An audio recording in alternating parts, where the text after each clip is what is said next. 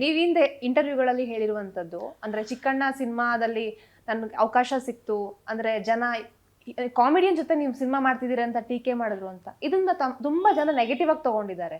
ಇದಕ್ಕೆ ಏನ್ ಹೇಳ್ತೀರಾ? At the end of the day ಅವರು ಅರ್ಧ ಕಟ್ ಮಾಡಿ ಅಂದ್ರೆ ಮೀಡಿಯಾದಲ್ಲಿ ಅವ್ರಿಗೆ ಏನ್ ಬೇಕು ಅಂದ್ರೆ ನಾನು ಹೇಳಿರೋದು ನನಗಾಗಿರೋ ಅನುಭವ, ನನಗೇನು ಅನ್ಸಿರೋದಲ್ಲ, ನನಗಾಗಿರೋ ಸುತ್ತಮುತ್ತಲ ಅನುಭವ. ಅದನ್ನ ನೀವು ಇವಾಗ ಹೋಗಿ ಚಿಕ್ಕಣ್ಣ ಸರ್ ಕೇಳಿದ್ರು ಅವ್ರಿಗೂ ಭಯ ಇತ್ತು ಸಿನಿಮಾ ಅಂದರೆ ಅವ್ರು 250+ ಸಿನಿಮಾಗಳು ಮಾಡ್ಕೊಂಡು ಬಂದಮೇಲೂ ಕೂಡ ಹೀರೋ ಆಗಿ ಒಂದು ನಿಲ್ಬೇಕಂದ್ರೆ ಸರ್ ಹೇಳಿದ್ರು ಇವಾಗ ಬೇರೆ ಸಿನಿಮಾ ನೋಡಿದ್ರೆ ನಮ್ಮ ಜವಾಬ್ದಾರಿ ಅಷ್ಟಿರಲ್ಲ, ಆ್ಯಕ್ಟರ್ಸ್ ಅವ್ರು ಹೀರೋ ಇರ್ತಾರೆ, ನಾವೇನೋ ಹೋಗೋದು ಬರೋದು ಅಂತ. ಬಟ್ ಒಂದು ಹೀರೋ ಆಗಿ ನಿಲ್ಲಬೇಕು, ಗೆಲ್ಲಬೇಕು ಅಂದರೆ ತುಂಬ ಜನ ಹಿಂದೆ ತುಂಬ ಮಾತಾಡಿರ್ತಾರೆ. ಅದು ನಮಗೂ ಗೊತ್ತು, ಅವ್ರಿಗೂ ಗೊತ್ತು. ನಾನು ಸೀರಿಯಲ್ ಮಾಡ್ತಾಯಿದ್ದೆ ಅವಾಗ. ಅವಾಗ ನಾನು I was very Young. Serial ಮಾಡಿಕೊಂಡು ಒಂದು 8 ಮಂತ್ಸಿಗೆ ನನಗೆ ಸಿನಿಮಾಗೆ ಬಂದಿದ್ದು ನಾನು.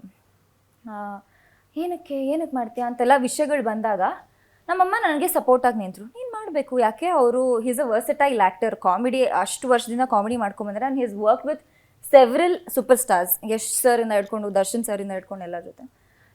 Y can't you act? ಇವಾಗ ಶರಣ್ ಸರು ಕಾಮಿಡಿಯನ್ ಆಗಿದ್ದವರು ಇವಾಗ ಆ್ಯಕ್ಟ್ರಾಗಿ ಗೆದ್ದಿದ್ದಾರೆ, ಹಿ ವಿಲ್ ಆಲ್ಸೋ ವಿನ್ ಅಂತ ನಮ್ಮಮ್ಮ ನನಗೆ ಅದನ್ನು ಅಷ್ಟು ಅದನ್ನು ಹೇಳೋಕ್ಕೆ ನಾನು ಬಂದಿದ್ದು. ಅದು ನೆಗೆಟಿವ್ ಆಗಿ ಕನ್ವರ್ಟ್ ಆದರೆ the end of the day ನನಗೆ ಅದು ಅಷ್ಟೊಂದು ಮ್ಯಾಟ್ರ್ ಆಗಲ್ಲ, ಬಿಕಾಸ್ ನಾನೇನು ತಪ್ಪು ಹೇಳಿಲ್ಲ ಅಂತ ನನಗೆ ಗೊತ್ತು. ಅದಾದಮೇಲಿಂದ ಅವ್ರು ಇವಾಗ ಗೆದ್ದು ತೋರಿಸಿದ್ದಾರೆ. ನಾನೇನು ಹೇಳಕ್ಕೆ ಬಂದೆ ಅಂದರೆ ಇವಾಗ ನಾಗಭೂಷಣ್ ಸರು ಎಲ್ಲ ಪಾತ್ರಗಳು ಮಾಡ್ಕೊಂಡ್ಬಂದು ಅವ್ರು ಇವಾಗ ಆಫ್ಟರ್ ಟಗರು ಪಲ್ಯ this is his second movie as A lead. So ನಾವು ಇದನ್ನು ಗೆಲ್ತೀವಿ ಅನ್ನೋ ಥರ ಬಂದಿರೋದು. ಸೊ ನೆಗೆಟಿವ್ ಪಬ್ಲಿಸಿಟಿ ಆಗಿದೆ, ಓಕೆ ಫೈನ್, ಇಟ್ಸ್ ಓಕೆ ಅಂತ ಸುಮ್ಮನಿದ್ದೀನಿ ಅಷ್ಟೇ.